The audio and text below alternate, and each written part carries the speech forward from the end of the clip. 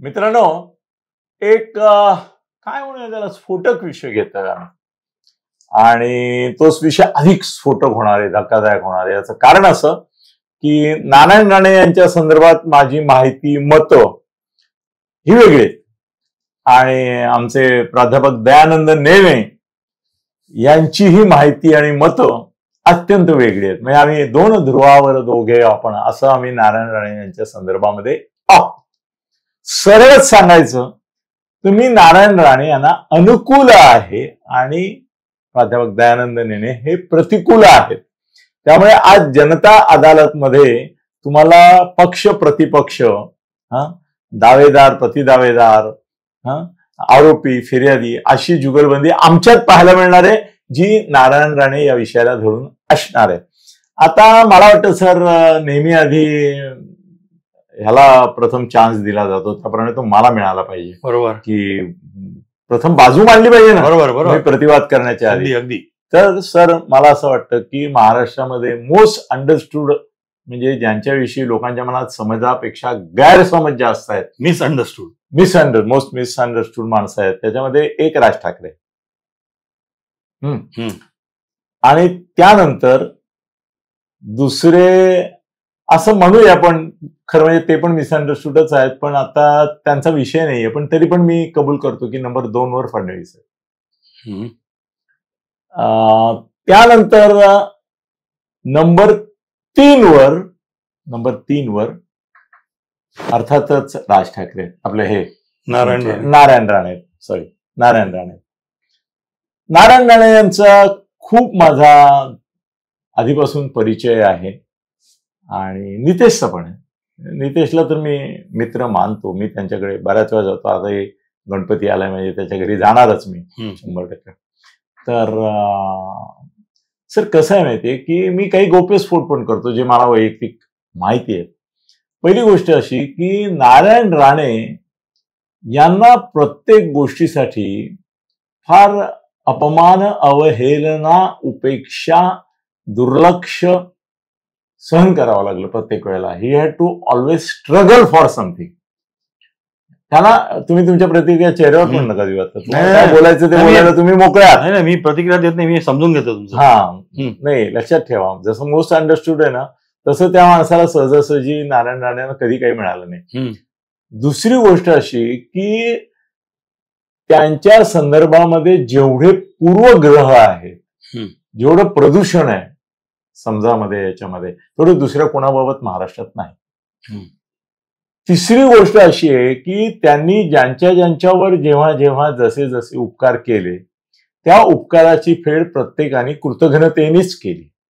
नारायण राणेंच्या संदर्भात हे आहे. त्याच्यात उद्धव नंबर 1 आहे, बाळासाहेब नंबर 2 आहे, की ज्यांनी त्यांच्याशी कृतज्ञता केली आणि जे त्यांच्याबरोबर गेले होते आणि नंतर फरारी झाले, तेही सगळे कृतज्ञ त्यांच्या विरोधात आता आहेत. आणि ते पण कृतज्ञता हे चुकीची गोष्ट आहे. नारायण राणेंनी त्यांना काय दिलं नाही, एकनाथ शिंदे काहीच देत नाही, तसं नारायण राणे देतात.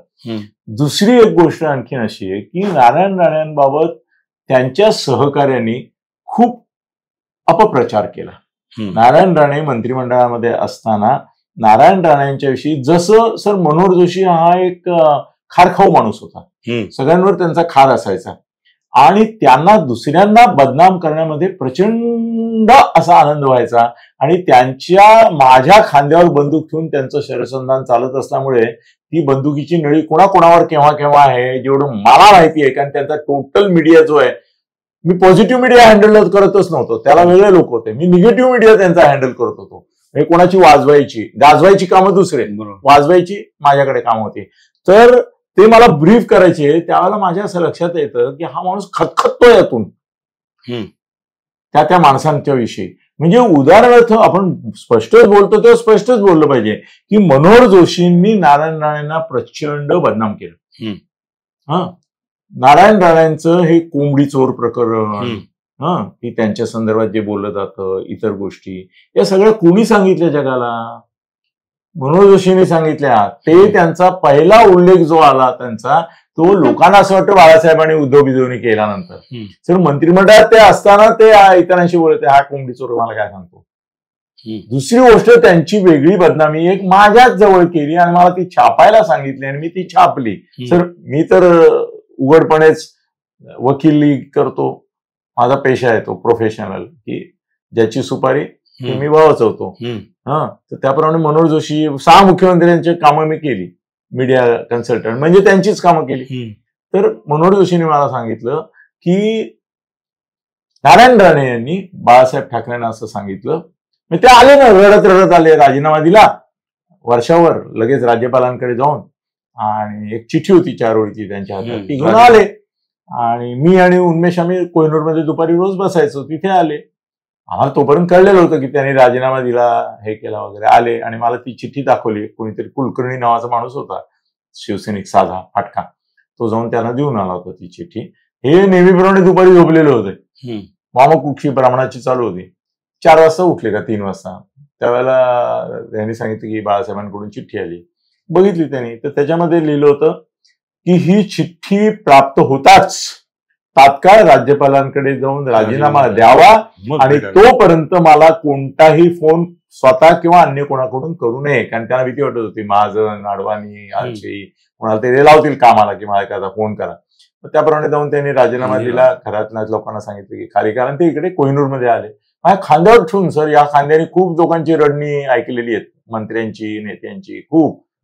आणि उद्धव कोणाकोणाच्या खांद्यावर ठेवून केव्हा केव्हा रडला याचे सुद्धा इतिहास भूगोल माझ्याकडे. सर ते म्हणाले की काय बाळासाहेब, मी त्यांना जवळजवळ 25,000 कोटी दिले.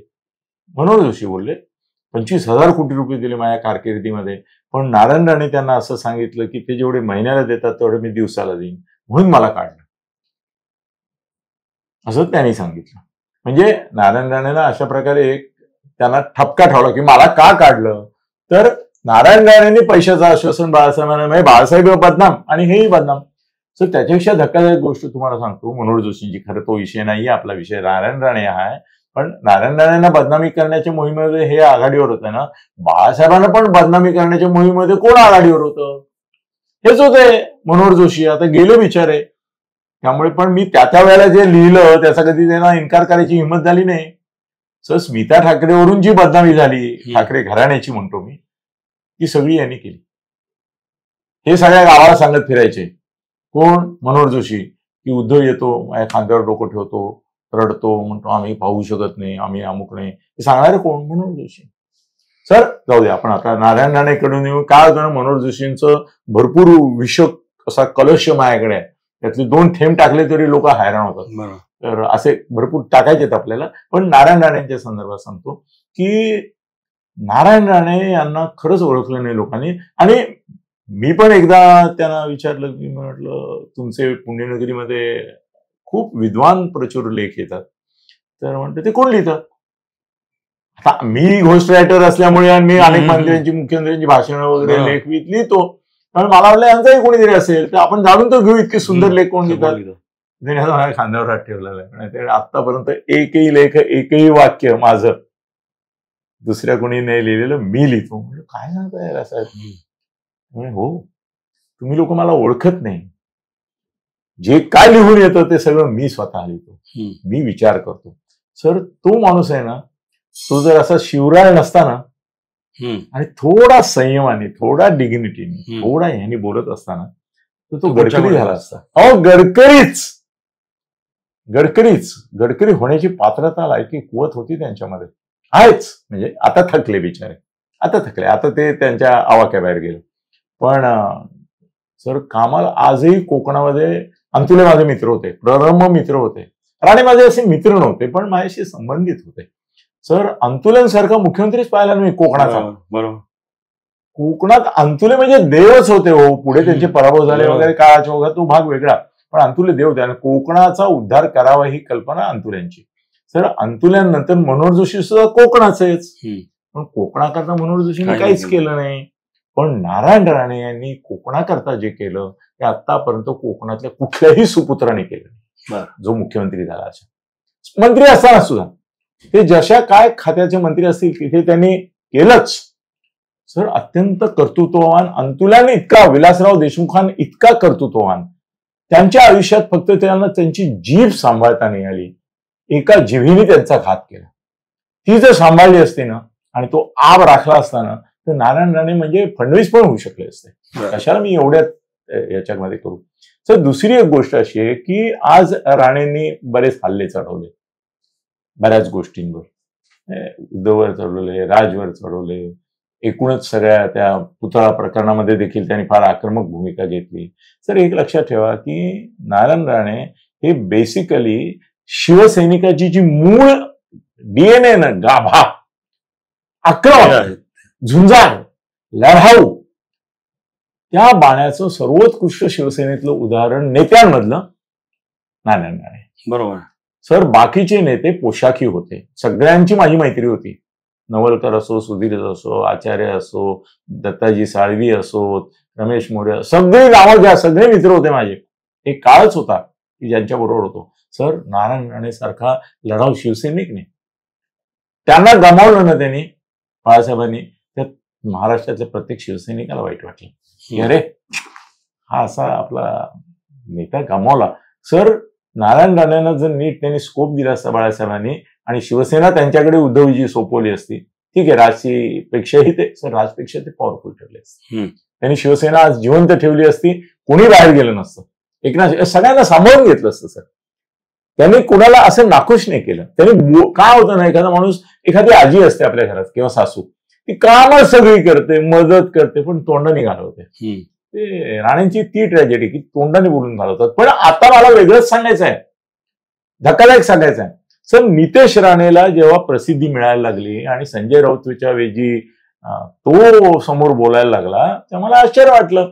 नितेश राणे हा काही भाजपचा चेहरा नाही, संघाचा चेहरा नाही, बरं इतकं महत्व पण नाही त्याला. आतापर्यंतचे सगळे इतिहासामध्ये आलेले ते मारामारी आणि असं तोडफोड असलेच आलेले आहेत. हॉट हेडेड असा एक आक्रमक, आक्रस्ता असा नेता म्हणूनच होतं. पण माझी त्याची मैत्री होती आणि त्याचं ते वेगळं जॅकेल आयडी सारखं आहे. तो पर्सनली भेटायला जातो, आपण गप्पा मारतो, त्याला तो अत्यंत नम्र, विनय, तुम्ही भेटला असाल त्याला, वेगळाच असतो तो नितेश राणे. त्या ह्याच्या हिंदूंच्या सभेत गेला की वेगळा असतो, इकडे आला की वेगळा असतो, तिथे त्याच्यावर खटले होऊ शकतात, तिथे तुम्ही त्याच्यावर प्रेम करता, असा तो आहे.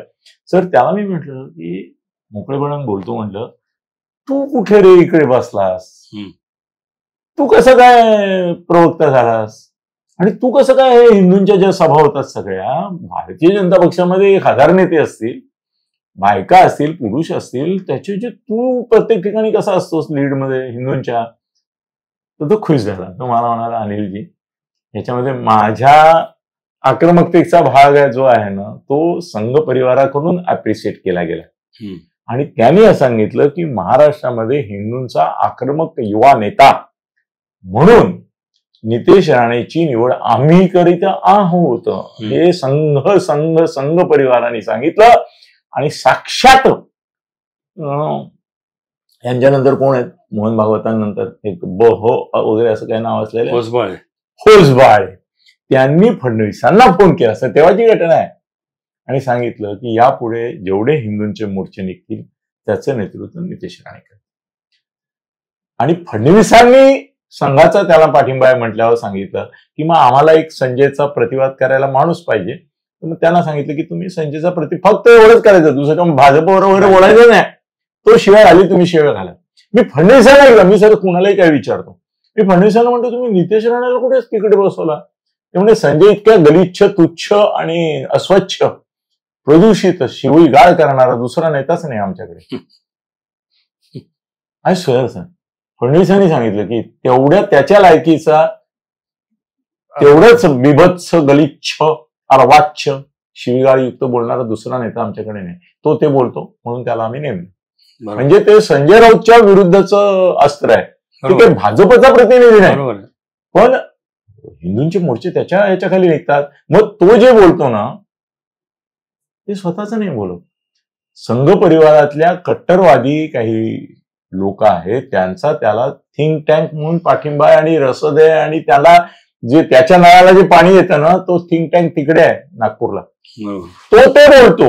आता मी पुढला धक्का तुम्हाला असा देतोय की नारायण राणे यांना सुद्धा राजकीय महत्व आपलं पुनर्प्रस्थापित करण्याकरता संघामधली जी एक छुपी लाईन आहे, शिवराळ, आक्रमक, अंगावर धावून जाणारी वगैरे वगैरे, ज्या कारणासाठी नितेशला निवडलं त्या कारणासाठी संघाने म्हणतो मी, भाजपने पण नंतर नारायण राणे निवडून आले. त्यामुळे त्यांचा बोलविता धनी नितेशचा जसा संघ परिवार आहे तसंच नारायण राणे जे गलिच्छ स्वच्छ अच्छ काय जे बोलतात आणि ज्याच्यामुळे तुम्ही व्यथित होता आणि असं वाटतं काय एवढा मोठा माणूस मंत्री होता, हे होता, काय धक्काबुक्कीची भाषा करतो, काय मारामारीची भाषा करतो, तो एक तर जुना शिवसैनिक आहे, त्यामुळे ते स्पिरिट आहे, ते DNA आहे त्यांच्यामध्ये. आणि दुसरं त्याला वरतूनच इन्स्ट्रक्शन आहे की तुमचं काम हे सर, पूर्वीच्या काळी कसं असं ना, वाड्याचे दरवाजे फुटायचे नाहीत, तर एका हत्तीला दारू बिरू पाजायचे आणि टकरायचा.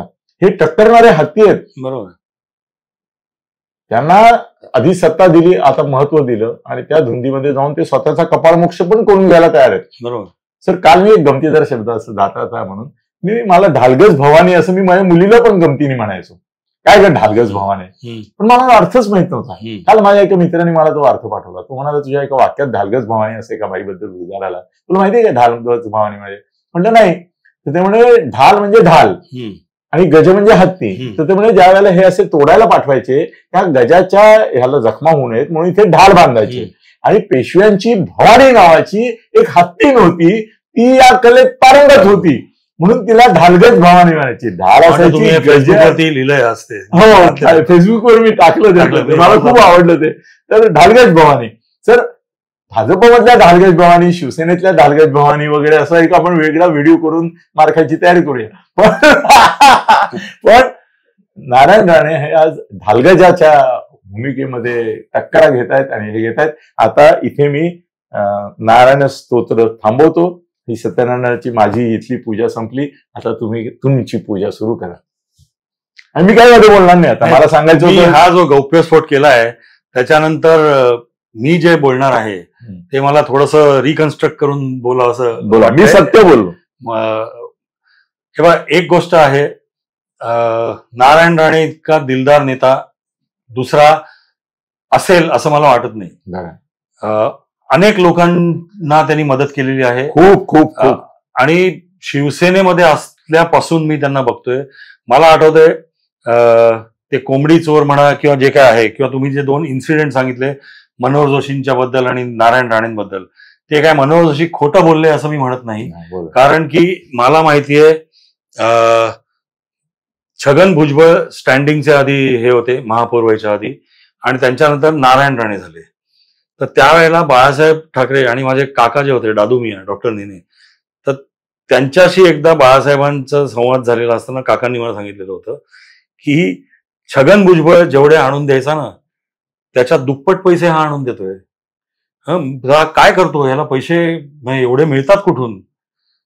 तर काकांनी सांगितलं की तो जो आणून देतोय ते बरोबर आणून देतोय तुम्हाला, कारण की तो त्यामध्ये काही फिल्टर्स न लावता सगळे तुमच्याकडे पाठवून देतोय. तुम्ही सांगता किस्सा परिवहन बाबत झाला. परिवहनचे ते हे झाले, त्यानंतर ते पहिल्यांदा परिवहन मध्ये मिळालेले सगळेचे सगळे पैसे घेऊन बाळासाहेबांकडे गेले. ते पैशाचा ढिगारा पाहून बाळासाहेब चकित झाले. मला बाळासाहेबांनीच सांगितलं आणि नारायण राणेंनी पण सांगितलं. नारायण राणे माझ्या घरी बिरे काय आलेले, तर त्यांनी सांगितलं. ते म्हणाले अरे एवढे पैसे, ते म्हणाले परिवहन समितीच्या याला एवढे मिळतात, दर महिन्याला मिळतात, मला नको हे पैसे, मी त्याचे तुम्हाला आणून देणार. ते म्हणाले आतापर्यंत एवढे परिवहनचे अध्यक्ष झाले, नवलकर पुढे यातला छगनने आणून दिला, मला पत्ता लागू दिला नाही की एवढे पैसे मिळतात. ते म्हणजे टायर नवे असताना जुने दाखवून विकणं पासून सगळ्या गाड्या विकतो आम्ही, बरोबर आहे. आणि आम्ही काही मागायची गरज नसते, आधीकडे विकतात आणून देतात. ते हे सगळे पैसे आहेत, कित्येक काही करोड असतात. नाही पण आता नारायण राणे दिले, बरोबर आहे. आणि मी तुम्हाला तेच सांगतोय की नारायण राणेंवरती जसा अन्याय झाला तसं नारायण राणेंना त्यांनी जी लॉयल्टी दाखवली बाळासाहेबांच्या प्रती, तर बाळासाहेबांनी त्यांना मुख्यमंत्री सुद्धा केला. भले अगदी शेवटचे 6 महिने केले असतील, ऍक्च्युली ते वर्ष मिळालं असतं त्यांना. 6 महिने निवडणुका त्यांनी लवकर घेतल्या, त्यामुळे नाहीतर त्यांना 1 वर्ष शेवटचं उरलेलं असतं, मिळालं असतं, सत्ता आली असती. हो, सत्ता आली असती. आणि इनफॅक्ट ती नारायण राणे सत्ता आणू शकत होते, मनोहर जोशी आणू शकत नाही. नारायण राणेंनी ती सत्ता जेव्हा निवडणुका 99च्या झाल्या आणि हंग असेंब्ली सारखं एक चित्र झालं, त्रिशंकू, तर त्यावेळेला नारायण राणेंनी सत्ता आणली असती. केवळ आणि केवळ त्यावेळेला मुंडेंना मुख्यमंत्री व्हायचं होतं, आणि त्यावेळेला भारतीय जनता पार्टीनी जेवढं कोऑपरेशन नारायण राणे म्हणत होते की मी आमदार घेऊन येतो वगैरे, त्यांच्याबरोबर ते कॉपरेशन केलं नसल्यामुळे त्या काळामध्ये महाराष्ट्रामध्ये ती युतीचं सरकार पुन्हा, नाही तर नारायण राणे आणलं असतं. त्याच्याही पुढे जाऊन मी ऐकलं होतं की एक भारतीय जनता पार्टीने आणि नारायण राणेंच्या शिवसेने, कारण की त्यावेळेला शिवसेना चालवायचे नारायण राणे ऍक्च्युली, तर त्यांनी सुरेशदादा जैनना पुढे केलं होतं की यांना, बाळासाहेबांना सांगितलेलं की तुम्ही यांचं मुख्यमंत्री पदाचं नाव एकदा नक्की करा, उद्या सरकार बसतं आपलं. पण बाळासाहेबांचं नितांत प्रेम मराठी माणसांवरती वगैरे, ते म्हणाले की मला मराठी माणूस सोडून दुसरा कोणीही मुख्यमंत्री म्हणून चालणार नाही, सत्ता नाही आली तरी चालेल. आणि ती सत्ता नाही आली त्यावेळेला त्यांची. पण सांगण्याचा मुद्दा नारायण राणे. अच्छा, तिसरी गोष्ट, नारायण राणेंचा आणि उद्धवचा जे टकराव झाला त्याच्यामुळे नारायण राणेंना शिवसेना सोडायला लागली. पण त्या माणसाचं तेवढं व्यक्तिमत्व मोठं होतं, हे मी मान्य करीनच, मला ते आवडो न आवडो, की तो मनुष्य 10 आमदारांना बरोबर घेऊन गेला. ही काय छोटी गोष्ट नाही की पक्ष सोडून जाताना 10 जणांना बरोबर घेऊन गेला. त्या 10 जणांनी राजीनामे दिले आणि त्या सगळ्यांना त्यांनी काँग्रेसच्या तिकीटावर पुन्हा निवडून आणलं. म्हणजे विजय वडेट्टीवार जो आता तो नारायण राणेंबरोबर आलेला मनुष्य, कालिदास कोळंबकर, नारायण राणे, आणि हे सगळे जण त्यावेळेला शिवसेनेच्या तिकीटावर आलेले होते, राजीनामे काँग्रेसच्या तिकीटावर त्यांनी निवडून आणलं. म्हणजे तेवढी त्याची मोठी ताकद होती आणि हे होतच, प्रश्नच नाही. सर, नारायण राणेंची तुम्ही बोलतोय म्हणून आणखीन एक ट्रॅजेडी सांगतो. कारण प्रभा राव ज्या होत्या अध्यक्षा, त्यांच्याशी माझे कोणा मित्रामार्फत खूप जवळचे संबंध होते. प्रभारावांनी मला असं एकदा सांगितलं की नारायण राणे ज्या वेळेला पक्षात प्रवेश दिला त्यावेळेला आम्ही त्यांना प्रॉमिस केलं होतं की तुम्हाला मुख्यमंत्री बनवू, पण आमच्या श्रेष्ठीने ते पाळलं नाही. म्हणजे हा पण अन्याय झाला. तिकडे पण त्याला मुख्यमंत्रीपद देतो सांगूनच अण्णा महसूल मंत्री केलं.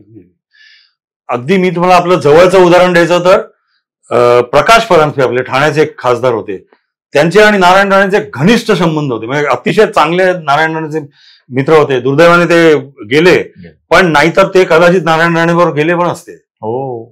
हे माझं एक मनात येतं माझ्या कधी कधी.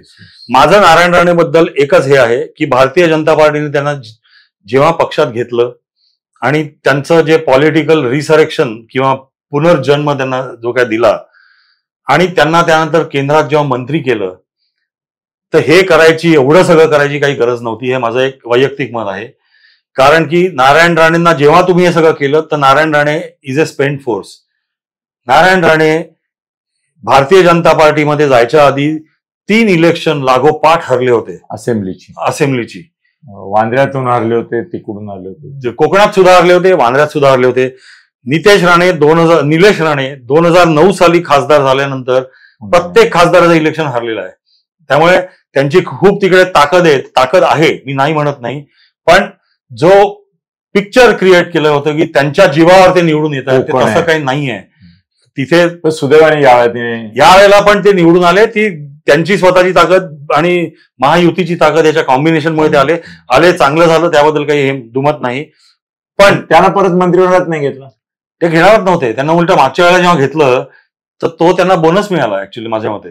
ह्या वेळेला त्यांना, कारण की मोदींची जी कार्यपद्धती आहे, तर ते एकदा मी जे तुम्हाला एक आधीच्या इंटरव्ह्यू मध्ये पण म्हटलं होतं की ऋण मी एकदाच एकाच माणसाचं फेडलं की मग तो माणूस माझ्यासाठी कामाचा नाही, असं मोदी असं त्यांची मनोवृत्ती आहे. असं मी जे काय मोदींना पण मी तुम्हाला एक आणखीन गंमत सांगतो की जसं संघाचा पाठिंबा याला नितेशला आहे, तसं नितेशला आत्ता मंत्री केलं नाही. मी विचारलं त्याला, तुला मंत्री कसं नाही केलं, तर तो म्हणाला बाबा मंत्री असल्यामुळे. ते खरं आहे, ते आम्हाला केलं नाही. बरोबर. पण आता जर महायुतीचं मंत्रिमंडळ आलं, विस्तार तर होणार नाही, महामंत्रीचं मंडळ आलं, तर त्यात नितेश राणे 101% नाही, ते होईल, मी मान्य करतो, ते होईल. आणि कुणी आम्हाला त्याला गृहराज्यमंत्री करतील की जा घुस, उद्धवच्या घरात घुस, आधी त्याला उचल होतं. आणि नितेशला जे दिलंय, तुम्ही जे सांगितलं अगदी तंतोतंत खरं आहे. नितेशला त्याच कामासाठी घेतला, तेच काम त्याला दिलंय वरचा, आणि तो ते हल्ला परफेक्ट करतोय. पण माझा हेच हे आहे की भारतीय जनता पार्टीने आता धैर्यशील पाटीलना रायगडमधनं खासदारकी दिली. आता ह्या येणाऱ्या खासदारकीच्या राज्यसभेला. आता मी भारतीय जनता पार्टीच्या काही लोकांशी बोललो ह्याच्याबद्दल की हे का दिली वगैरे अशाच्या. तर त्यावेळेला त्यांनी जे सांगितलं की आपलं रायगड आणि कोकणमध्ये तशी आपली काही ताकद नाहीये, तर ती जर का हे करायची असेल तर आपल्याला बाहेरनं लोक घ्यायला लागतात वगैरे. तर माझा एक बेसिक आक्षेप जो होता आहे राहील, आणि भारतीय जनता पार्टी तो आक्षेप माझा ऐकणार पण नाही आणि काही करतील असं मला वाटत पण नाही, आणि त्यांनी काही करावं अशी माझी काही इच्छा पण नाहीये. पण तो कारण की एक लक्षात घ्या, भारतीय जनता पार्टीची ताकद नाही म्हणून तुम्ही बाहेरची माणसं आणताय आणि त्यांना पूर्ण ताकद देताय. त्यापेक्षा तुम्ही तुमची लिडरशिप डेव्हलप करण्यासाठी पूर्ण ताकद लावा. तिथल्या एका लोकल माणसाला तुम्ही लिडरशिप त्याची डेव्हलप करा.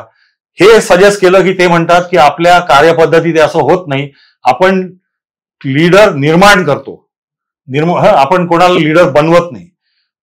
मग तुम्ही बाहेरची माणसं जर का घेऊन आलात, नारायण राणे आणि नितेश राणे आणि निलेश राणे आज भारतीय जनता पार्टीत आहेत, ते उद्या राहतील की नाही, तर माझं मत असं आहे ते उद्या राहणार नाहीत. उद्या म्हणजे अगदी उद्या नाही, कालाच्या ओघामध्ये ते राहणार नाहीत, ते सोडून जातील.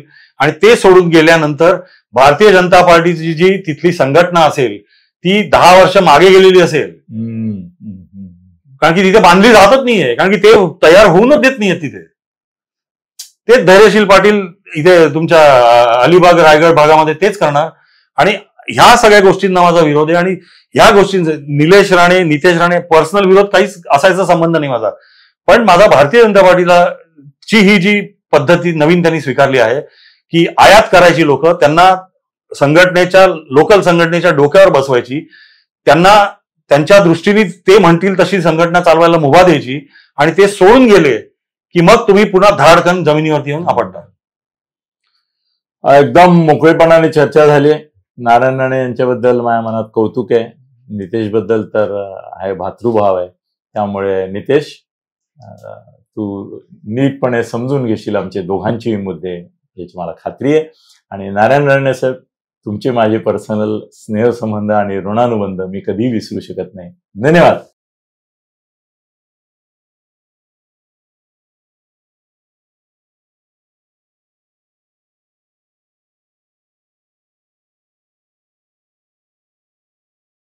खळबळजनक गौप्यस्फोट म्हणजेच यूट्यूब चॅनल अनिल थत्ते गगनभेदी. खळबळजनक गौप्यस्फोट म्हणजेच यूट्यूब चॅनल अनिल थत्ते गगनभेदी.